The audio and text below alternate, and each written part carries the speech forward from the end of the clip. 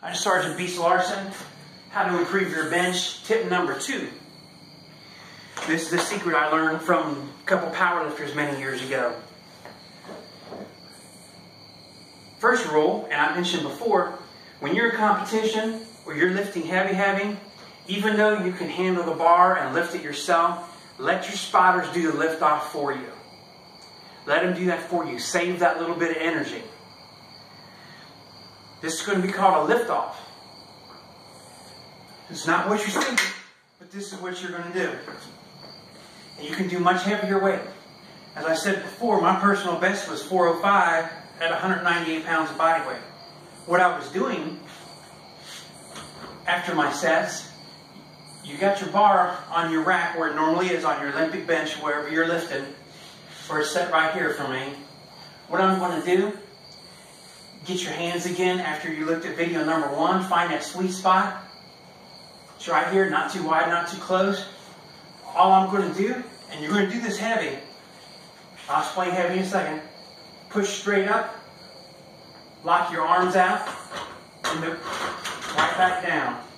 This bench angles back a little bit. Most Olympic benches have a slight angle. They're not quite straight up and down. All you're doing is just pushing this straight up and straight down. Up and down. Up and down. It's called a lift off. Up and down.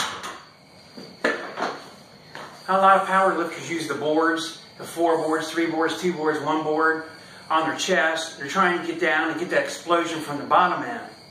That bottom half of your lift, you need that explosion, especially when you're doing a pause press. People tend to not train the top half or the last bit, called the lockout. By doing this, now let me explain what kind of weight I was using. I was doing, to get a 405 bench, I was doing sets with 355, 365, 375 for a couple reps. 2 reps, 355, doing sets of 5. So I would take whatever my reps were like that, we'll just say 355, I might do this for 10 reps. And then I'll go up to 405.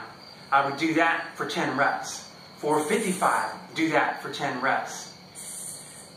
The best, my peak of lifting, I was doing lift-offs with 550 pounds. Really heavy. That serves 2 purposes. It helps with that lockout.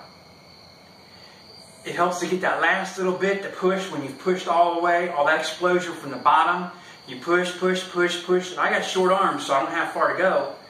You get almost all the way up. You're about to run out of energy. These lift-offs will help build that last little bit of energy. Several of my friends did it. I did it. I showed them how it was. We did it together. We all improved our bench. It helped that last little bit. Reason number 2 to do lift-offs. As Ryan Kennedy, the bench monster, said many years ago, he's benching over 1,000 pounds with his shirt on, assisted lifting. He said there's a point that you reach around 500-600 pounds, depending, and he was roughly 383 pounds. There's a point when you're benching that everything is heavy. Just know it's heavy. So you're doing lift-offs with 100 pounds more, 150 pounds more. You wrap your wrist if you need to, get protection, you got your spotter back there to watch you, but you're just going straight up and down in a couple inches. You get used to that heavier weight, so psychologically you're telling yourself, I'm lifting off with this. You get the feel of much heavier than you're actually going to do a full rep with. So your brain trains for that, muscle memory. I say muscle memory a lot in the videos. I was doing 505 like it was nothing, doing that last bit of push. And I thought, one day maybe when I'm 50, I'd like to get up to 500 pounds.